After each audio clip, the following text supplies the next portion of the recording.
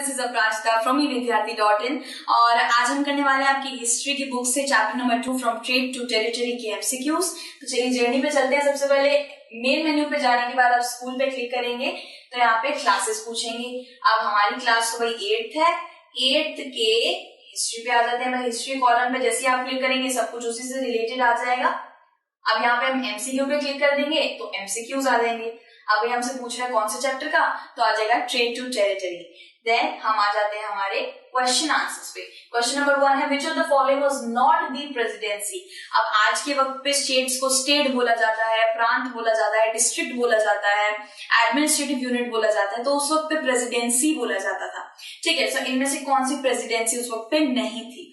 बंगाल थी, मद्रास थी, बॉम्बे भी थी, कोलकाता प्रेसिडेंसी नहीं थी। Basically Kolkata will be the right answer. क्यों थी? क्योंकि बंगाल तो आ ही जाता है, बंगाल के अंदर ही कोलकाता आता है, तो दो वर्ड देती हैं एक ही तरीके के, तो Kolkata will be the right answer. Kolkata presidency नहीं थी। अब आ जाते हैं क्वेश्चन नंबर 2 पे। Tipu Sultan stopped export through his kingdom in. Tipu Sultan जो मैसूर के राजा रह चुके हैं हैदर अली के बाद, हैदर अली उनके पिता का नाम था।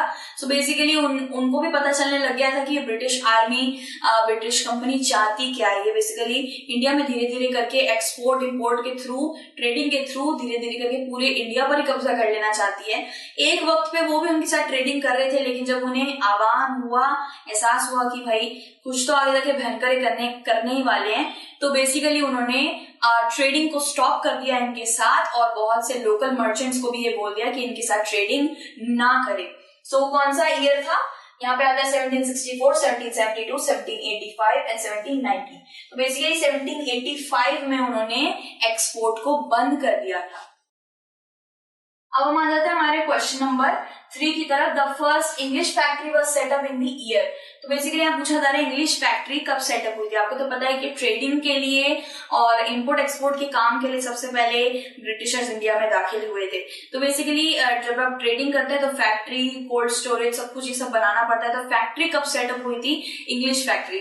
तो बेसिकली यहाँ पे ईयर्स है 1600, 1651, 1655 एंड 1665। तो basically 1651 will be the right answer. Near river Hooghly के पास इंग्लिश फैक्ट्री सेटअप हुई थी। आपको तो पता है ये फैक्ट्री जब भी सेटअप होती है उसके पास में कोई रिवर चाहिए ही होता है फॉर गुड वाटर सप्लाई। ठीक है, so 1651 will be the right answer when English factory was situated at that time. So 4th पे आ जाते हैं भाई, who discovered the sea route to India in 1498। Sea route, India का sea root यानी कि समुद्री रास्ता किसने 1498 में खोजा था? यहाँ पे ऑप्शन है Columbus, Dutch, east Indian company and Vasco the gamma. So Vasco the gamma is the right answer. Columbus इसलिए नहीं होगा क्योंकि कोलंबस ने अमेरिका का सी रूट ढूंढा था। वास्को द गामा ने यूरोप टू एशिया, जो वो आ रहे थे इंडिया की तरफ, उन्होंने सी रूट ढूंढ लिया था। ईस्ट इंडियन कंपनी और डच दोनों इंपोर्ट एक्सपोर्ट और एक ट्रेडिंग कंपनी थी, मर्केंटाइल कंपनी। मर्केंटाइल कंपनी वो होती है जो ट्रेडिंग के लिए आती है किसी पर्टिकुलर कंट्री के अंदर। सो डच और ईस्ट इंडियन कंपनी इससे बहुत बाद में आए थे। 1498 में पहले वास्को द गामा ने इसका रूट ढूंढ लिया था। ठीक है, अब है क्वेश्चन हमारा 5। Robert Clive committed suicide in the year. So Robert Clive ने कब सुसाइड कमिट करी थी? पहले तो मैं बता दूं, रॉबर्ट क्लाइव ब्रिटिश ऑफिशियल रह चुके हैं, ब्रिटिश गवर्नर जनरल रह चुके हैं। 1772 को इनको करप्शन एक्ट में भाई ले लिया गया था क्योंकि इनके पास बहुत सारी संपत्ति मिली थी।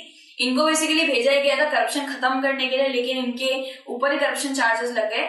देन ये एक्विट हो गया, इनको निकाल दिया गया, बिल्कुल बाइज्जत बरी हो गए, लेकिन 1774 में इन्होंने सुसाइड कर दिया था।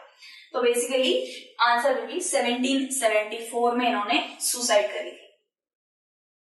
देन हमारे क्वेश्चन नंबर 6 पे आ जाएंगे। The third battle of Panipat was fought in the year. Third battle of Panipat कौन से ईयर में लड़ा गया था? बेसिकली मराठा एम्पायर साथ ही साथ अफगानी एम्पायर के बीच में युद्ध हुआ था। अफगानी एम्पायर की तरफ से अहमद शाह दुर्रानी लड़ रहा था। तो थर्ड मराठा एम्पायर जो था उसके बाद काफी लोगों ने ट्राई किया ब्रिटिश एम्पायर से लड़ने के लिए, लेकिन ह्यूज पावर और इतनी ज्यादा उनके पास वेपन्स थे जिसकी वजह से हमारे बहुत लोग लड़ते लड़ते शहीद भी हुए थे, साथ ही साथ हार भी गए थे। तो basically third battle of Panipat कब हुआ था? द आंसर विल बी 1762 के टाइम पे थर्ड बैटल ऑफ पानीपत लड़ा गया था। ठीक है, अब हम आ जाते हैं क्वेश्चन नंबर 7 पे। Rani Channamma was the ruler of, Rani Channamma Karnataka की तरफ से रूल कर रही थी, कर्नाटका की तरफ से वो लड़ भी रही थी ब्रिटिश आर्मी से।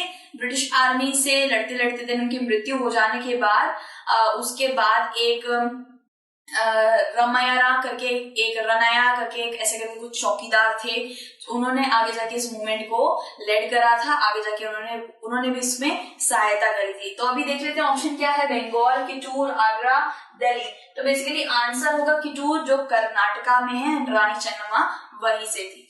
ठीक है, फिर आ जाते हैं question number 8। Haidar Ali was the ruler of, Haidar Ali Tipu Sultan के पिताजी रहे हैं, मैसूर के भी रूलर रहे हैं टाइम पे। तो बेसिकली यहाँ पे आंसर आ जाता है मैसूर, हैदर अली मैसूर के रूलर रह चुके हैं। ठीक है, और बंगाल में तो ऑब्वियसली नवाब रहे हैं, मुंबई में उस वक्त पे मुंबई को प्रेसिडेंसी बना दिया गया था, दिल्ली में भी नवाब रहे थे काफी, हैदराबाद भी नवाब रहे थे। ठीक है, अब आ जाते हैं क्वेश्चन नंबर 9 में। European trading company were attracted to India due to, जितनी भी यूरोपियन ट्रेडिंग कंपनी ले लीजिए, डच, ये सब जितना भी यूरोपियंस ही आती हैं, तो यूरोपियन कंपनी जो है हमारी, वो किन चीजों के लिए अट्रैक्शन उन्हें मिल गया था इंडिया के अंदर, वो चीजों, ऐसे तो इंडिया में इतनी सारी चीजें जिससे अट्रैक्शन हो जाती है, लेकिन हमें एक बताना है। So cheap land, cheap labour, raw material like cotton, silk and spices, none of these. तो बेसिकली इसका आंसर होगा cotton, silk, spices, raw material. इसके तहत सबसे पहले इंडिया में इसी वजह से आई थी सारी की सारी कंपनीज, एंड देन उन्हें चीप लेबर भी मिल गया था, चीप लैंड, लैंड की कोई कीमत नहीं लगाई जा सकती, सो चीप लैंड तो नहीं होगा, चीप लेबर भी मिला था, लेकिन इससे पहले ये आंसर सही जाएगा। ठीक है, and none of these obviously नहीं होगा। So raw material, cotton, silk, spices, spices की तो इतनी भरमार है कि क्या बताएं, जो बाहर के देशों में शायद ही उपलब्ध हो। ठीक है, so answer will be raw material like cotton, silk and spices. Question number 10 है, competition among the companies resulted in, competition, जब कंपनीज के बीच में कंपटीशन स्टार्ट हो जाता है तो उससे क्या होता है, कंपनी यानी कि ट्रेडिंग कंपनी की बात चल रही है यहाँ पे। ऑप्शन है reduce profit of companies, quality of good increase, price become low, none of these. So basically answer होगा रिड्यूस्ड प्रॉफिट ऑफ कंपनीज। जब 2 से 3 कंपनी एक साथ एक ही चीज के लिए लड़ रही होती है तो वहां पे किसी न किसी कंपनी का घाटा तो हो ही जाता है, कोई ना कोई बाजी मार लेता है और बाकी दूसरा वाला ऐसे हाथ पे हाथ रख के बैठे रह जाता है। तो बेसिकली क्वालिटी ऑफ गुड भी नहीं होगा, भाई 2 कंपनियां लड़ रही हैं एक चीज के लिए, तो क्वालिटी ऑफ गुड कैसे इंक्रीज होगा। ठीक है, सो प्राइसेस बिकम लो, प्राइस भी लो नहीं होगा ऑब्वियसली। तो जब प्राइसेस तब लो होते हैं जब किसी चीज की भरमार हो जाती है और लोगों को पता होता है कि भर के चीज है तो उसका प्राइस थोड़ा लो कर दिया जाता है, और जितनी चीज कम होती है, रेयर होती है, उसका प्राइस और एक्सपेंसिव कर दिया जाता है। तो जब कंपनीज लड़ती हैं तो प्रॉफिट थोड़ा सा उनका रिड्यूस हो जाता है कंपनी का, कोई जीतती है तो कोई हारती है। ठीक है, अब हम व्यू रिजल्ट करते हैं। भाई व्यू रिजल्ट है हमारा 10 आउट ऑफ 10। इसी के साथ हमने सारे क्वेश्चन 10 आउट ऑफ 10 क्वेश्चंस को हमने पूरा कर लिया है। अगर आपको किसी भी तरीके की स्टडी रिलेटेड हेल्प चाहिए तो आप evidyarthi.in की वेबसाइट पे जाइए, पूरी की पूरी फ्री वेबसाइट है, साथ ही साथ हिंदी मीडियम इंग्लिश मीडियम दोनों में है। और हम फिर से मिलने वाले हैं आपके साथ एक अनदर चैप्टर के साथ और एक अनदर MCQ के साथ। टिल देन आप अपना ध्यान रखिए, टेक केयर, बाय बाय।